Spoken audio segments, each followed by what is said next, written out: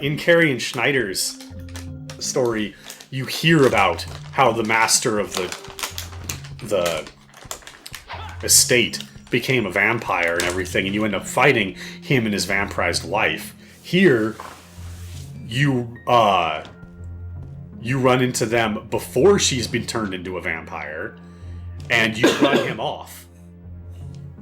Oh, okay. And and then you encounter them again as Carrie and Schneider a year later. I love the bad ending, for Carrie's game in this, because you get two endings for Carrie and Schneider, but not for Cornell, because in their game they actually have a kind of time limit. Now, it's not that you auto lose when the time limit runs out. Yeah. It's that actually dictates your good or bad ending. And the thing, for the most part, you would actually have to try to get the bad ending, because they give you a pretty damn relaxed amount of time to get the good ending. The difference, however, is that there's a character you meet who's this sort of Van Helsing-esque vampire hunter. He's got lots of crosses and wooden stakes and that sort of shit. Yeah. He doesn't have the power, the power of the bloodline like the Belmonts do. But you come across him when you're playing as Carrie and Schneider, and if you take too long to get to Dracula, you actually have to fight him because he's become vampirized by Dracula. And that became the one of the hooks for me coming up with a theory about all the Belmonts. Uh-huh. Because I asked the question, I actually wrote this big thing to a Castlevania site, and they put it up in their kind of oddities and interesting tidbits section. Yeah. But I pointed out that, the guy throws holy water the same way you can. Why would holy water hurt a Belmont? I have a theory. Because it's implied, but never stated outright. Also, Renan's my favorite shopkeeper ever. It's implied, but not stated outright in Sonia Belmont's game, the second one on Game Boy, that she has a romantic relationship with Alucard. And that's where her son, the next Belmont, came from. That it came from Alucard, who's half human. And obviously, son of Dracula.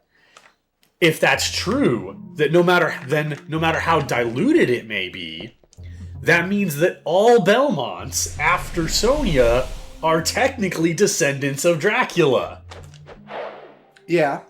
And therefore, you would kind of expect them to be affected by holy water. But isn't the Belmont bloodline also referred to as being cursed at one point?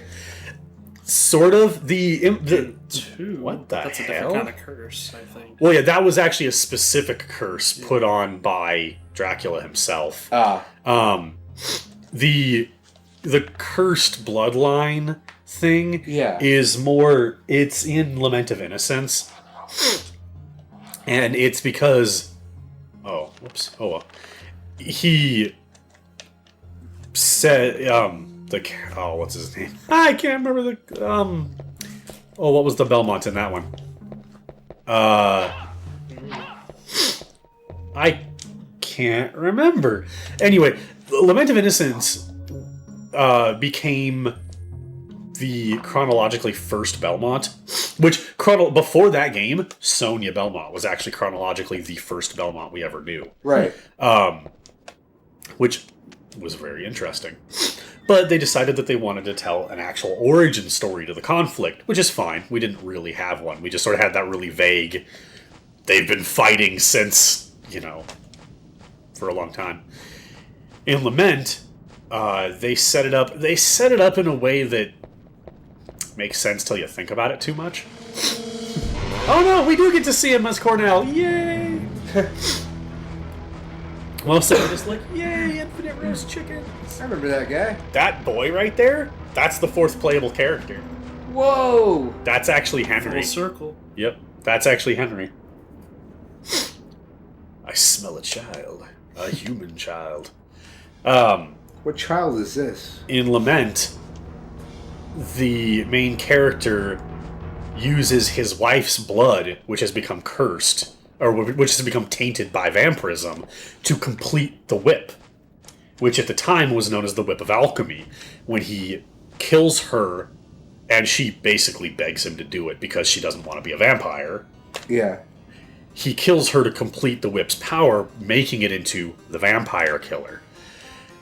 When he faces the man who becomes Dracula, because that game gives us the explanation that Dracula was not, he wasn't always Dracula. Essentially, he was actually a man named Matthias Cronquist, who he had found somehow. They never really they don't ever explain it, but he'd found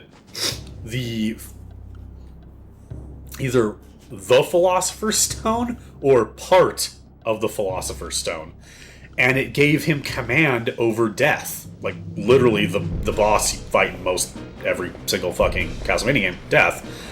Yeah. And he sets up everything you do in the game. Well, that was easy.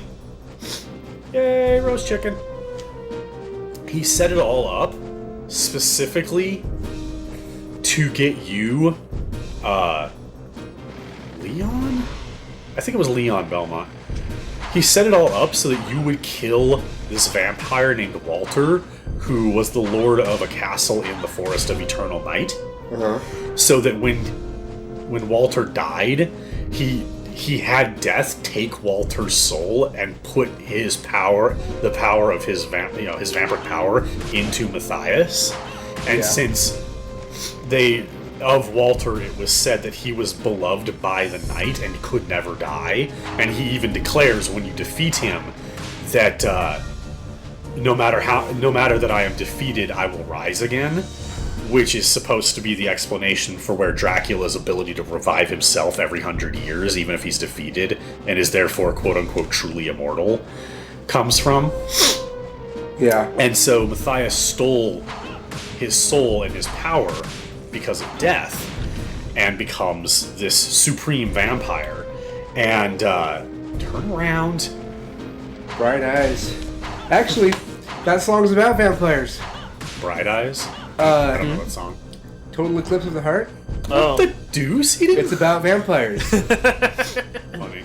It was written for a vampire television show that never aired. Huh. Really? Yeah. Or maybe it was a movie, but it was something that was never released, so they just released the song anyway. Funny. But yeah, when he declares to Matthias, after Matthias does the usual villain thing of join me, together we'll rule the universe. Yeah. As friend and friend, I guess, in this case. Together. Yeah. I am your friend. Yeah. And of course, Leon being the hero defies that. Actually, I fucking love Matthias's speech, which I hope I can remember the whole thing, because I'll go ahead and just try to do it now. Because I said the lead-in is that Leon asks him, like, why is he doing all this? And he responds, when we spent our lives fighting for God's glory, when all I wanted was for my wife to be safe, he took her from me. If limited life is God's decree, then I shall defy it, and in that eternity I shall curse him forevermore. That was well done. And the voice actor fucking nails the delivery. He sounds fantastic. I really love that scene. Leon declares that the Belmonts will forever hunt the night. Ah.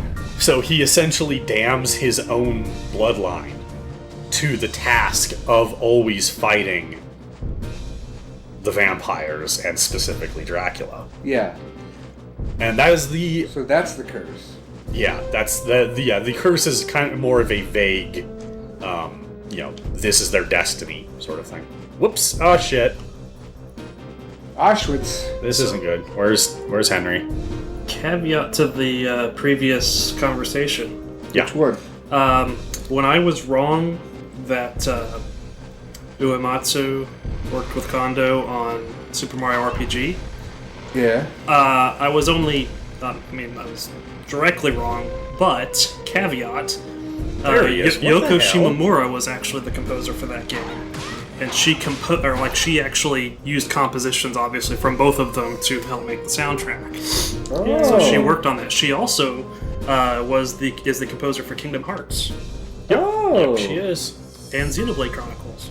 Oh really? Yeah. Oh, no wonder the music in that's really damn good. Parasite Eve. Yeah, she's. Legend love of her Mana. stuff. Oh man, the music in Legend of Mana is some of my absolute The favorite. 99 game, yeah, the PlayStation. Yeah. That's Legend of Mana. I knew. Yeah, specifically, that music is really, really damn good. That music is legend.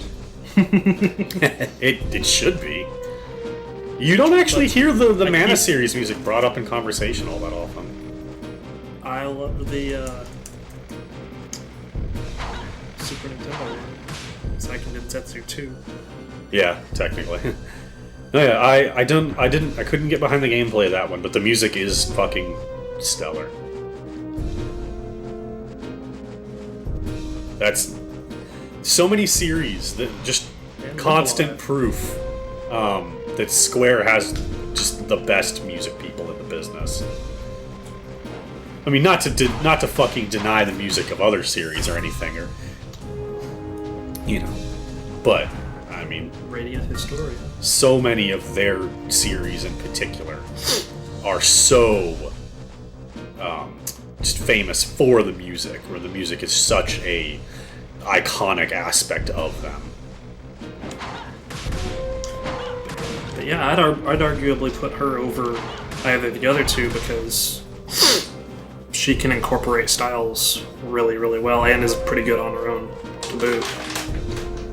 Well, we were originally talking about having all of us having different lists, That is true. so that's definitely, I'd put her above for Uematsu. my list. Yeah, I'd have her before Uematsu or Shimomura, not Shimomura, or What about Koji Totaka? Kondo, but simply because she's worked on a much wider range of game types.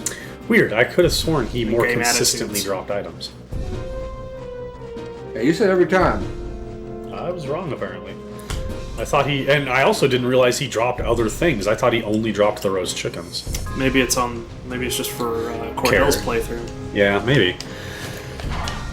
storyline or whatever. Maybe he doesn't have I infinite keep chickens on yet, wanting to but try in a Mario year he and does.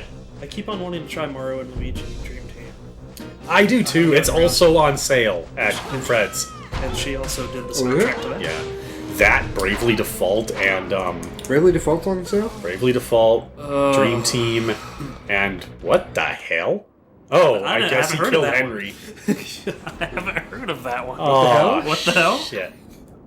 That. When was the last? Bravely Default, Dream Team, and Zelda Link Between Worlds are on sale right now. Oh, really? Yeah, for this week. They're $30. Oh, really? And of course, go there when I'm there, and I can give you my employee discount. I probably shouldn't be saying that while being recorded. Yeah, there's a microphone right there. Yeah, there really is. So I totally didn't And say what's- that. Nobody from Fred Meyer that's That going to is listen totally to not going to be bleeped out. this. Yeah, seriously. He you doesn't know- edit yeah, I was shit. gonna say.